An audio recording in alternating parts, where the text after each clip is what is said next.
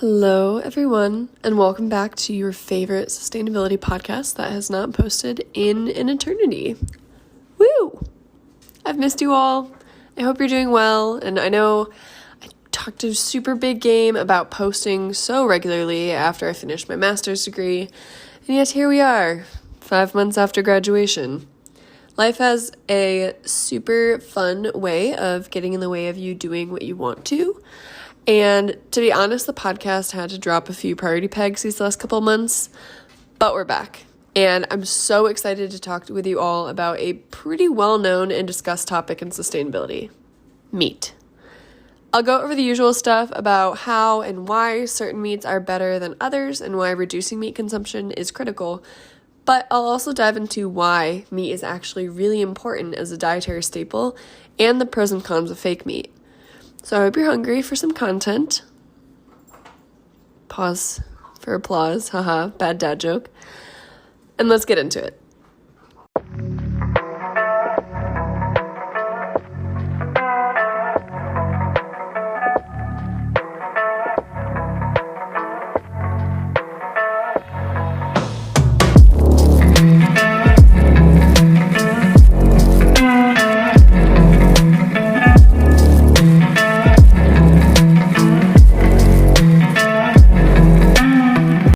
Huge disclaimer before we start. The intent of this episode is to educate those who are interested in learning more about the sustainability of livestock production and consumption.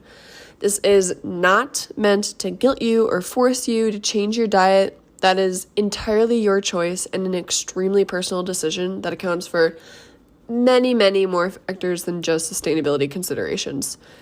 I advocate for you doing what you need to or want to feel healthy and fulfilled in your life with your diet.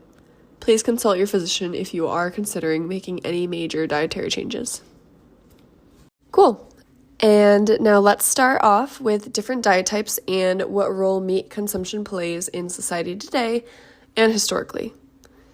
In the most standard sense, there are 3 primary diets in nature: herbivores, omnivores, and carnivores. Humans traditionally fall into the omnivore category, meaning we consume both plants and animals to sustain ourselves. Due to personal choice or external factors, some people may eat exclusively plants, like typically known as vegans or vegetarians, and rarely people will consume almost exclusively meat, like the Liver King, who has made a name for himself online with his insane diet. But from an anthropological point of view, it is normal for humans to consume meat in some form. Our ancient human ancestors, known as hominins, originally survived on an herbivore diet, but transitioned to an omnivore diet due to scarce resources and the need for longer sustaining energy sources. At this juncture, the inclusion of meat in their diets allowed our ancestors to evolve to the Homo sapiens sapiens that we are today. The joint consumption of meat and plant matter gave ancient humans a wider scope of nutritional options, and this allowed for increased energy intake, which is crucial, or was crucial, I guess still is, for our larger brain development. The human brain, which is proportionally huge compared to our closer primate relatives, takes up on average 20% of our body's total energy. So increased sustained energy consumption for ancient humans potentially allowed for advanced brain development. But today, we typically just eat meat because we want to, not because we have to. And meat still provides numerous essential nutrients and vitamins to consumers today, and is often a really important staple in cultural cuisines. Additionally, the global meat industry is worth $897 billion US, and it props up a lot of farmers and families financially. Additionally, meat is becoming more affordable and can be easily transported, which provides a great opportunity for individuals to access caloric and nutrient-dense food with fewer economic and local resources. So, similar to what we talked about in our plastics episode, meat is necessary. However, not all meat is created or farmed equal, and there are a number of things that we need to be cognizant of as conscious consumers. Before we really get into it, I'll just state the obvious and say that raising livestock for human consumption is incredibly resource intensive. Why is it so resource intensive to produce meat? great question. We will go back to 7th grade science for this one. You might remember learning about the food chain, and you might have even learned about energy transference along that food chain as well. At each level of the food chain, also known as trophic levels, there are plants or other animals that make up each level. Plants, also known as producers, are at the very bottom of the food chain, and the energy they produce moves up along the food chain as it is ingested at each level. So, let's say you have a plant that is eaten by a grasshopper, and that grasshopper is eaten by a mouse, and then that mouse is eaten by a snake, which is then eaten by a hawk. At each level, the original energy of the first plant is being transferred up the food chain, but only a very small amount of it actually reaches the hawk. At each trophic level, about 50% of this energy is lost, making it very inefficient to be a consumer at the top of the food chain. And this is applicable to the human food chain as well. So when we eat 1 pound of beef, that cattle had to consume 6 to 10 pounds of food in order to make that 1 pound, which is energy inefficient and resource intensive. End science lesson. Begin sustainability lesson. The entire concept of sustainability is impacted by the meat industry. From economic to environmental, the scope is huge, which is why it's so important for us to be well-informed consumers when deciding what, how, and when, or even if, we consume animal products. I will specifically be focusing on livestock that is consumed primarily in the United States, which includes chicken, pork, and beef. I will do an entirely other episode on fish. But on a global scale, livestock accounts for 14.5% of global greenhouse gas emissions, which is more than cars and trucks combined. And based on the UN's forecast, this percentage will only continue to increase. With a growing population, growing wealth and inequity, and growing demand, the impact of livestock can be seen firstly from a land usage perspective.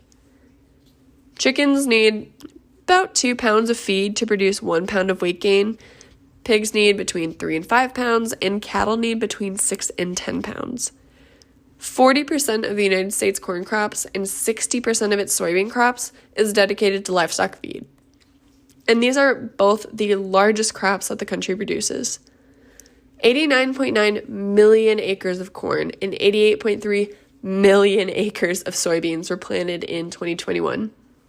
While wheat crops only accounted for 47.1 million acres. The average U.S. farm is only 445 acres of land. So land usage for livestock crop alone is already absurd.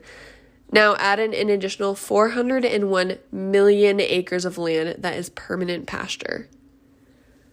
There's about 900 million acres of land in the U.S. that is categorized as just agricultural land, and when we do the math, about 490 million acres of land are dedicated to livestock alone, or 54% of agricultural land in the U.S. Livestock land usage accounts for about a quarter of all land usage in America. And I will note that there are portions of pasteurized land that are not suitable for crops or residential dwelling, so this doesn't have as great of a resource strain. But inevitably, with increased demand, production for and of livestock will also need to increase, leading to deforestation, increased water use, and even more greenhouse gases. Now, let's look a bit deeper. We all know that birds aren't real, but chickens are the exception. Chickens are the most efficient livestock meat. They reproduce rapidly and require less resources per pound of meat they produce. And in a similar fashion, pigs grow incredibly fast, they have a lot of babies, and they eat pretty much anything. What it really comes down to is how they are farmed. Factory farming, which is applicable to all of the livestock we will be discussing, is toxic to the environment, the people operating the process, and the animals.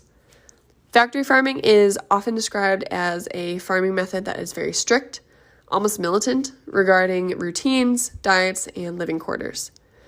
Factory farms tend to be overcrowded, encouraging disease and filth in the living spaces of the animal, and the nutrition is solely focused on fattening up the animal as opposed to their holistic health. With rapidly increasing demands for inexpensive meat, it is unfortunate but unsurprising that factory farming has become a popular method in the meat market. It was originally presented as a way to efficiently raise livestock with less land usage per animal, which in theory, great, but in application, a little less than ideal. And all of the livestock, cattle requires the most amount of land, resources, and time. Additionally, when we hear about high levels of greenhouse gases associated with the climate and livestock, it's because of the cows. On average, a single cow will produce 220 pounds of methane each year via burps. Burps alone.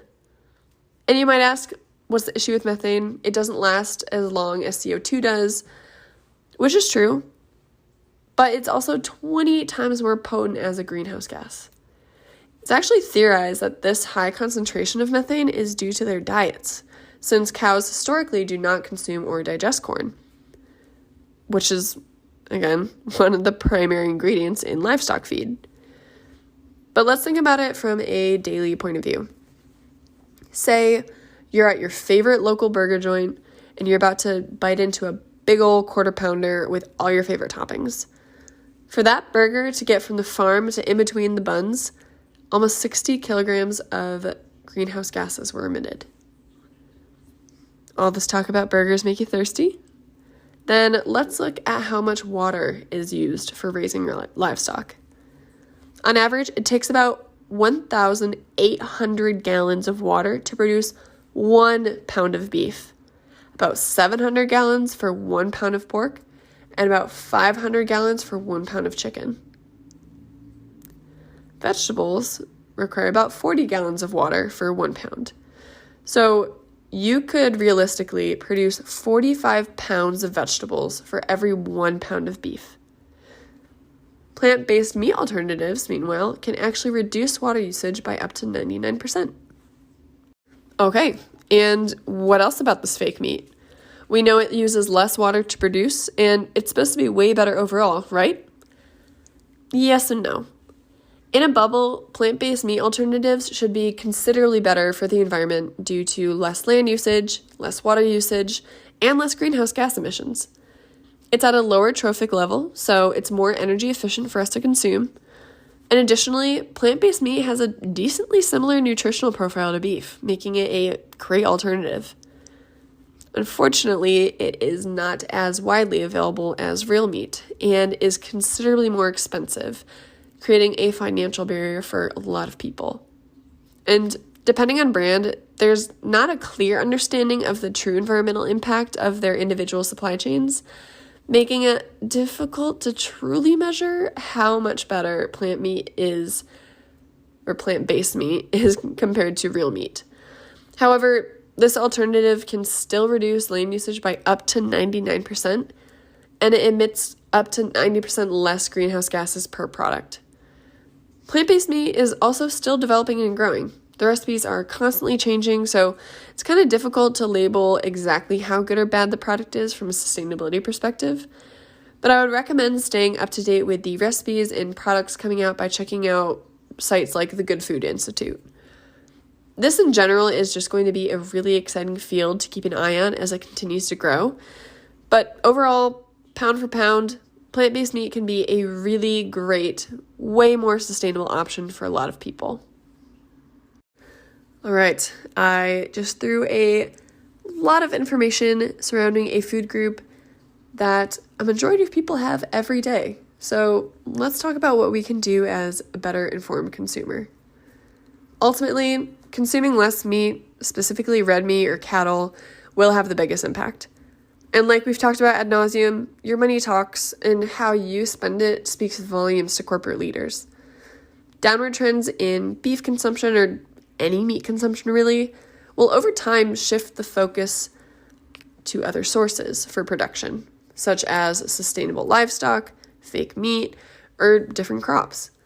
If you want to continue your current intake of meat, I totally recommend researching local farms that you can source your meat from.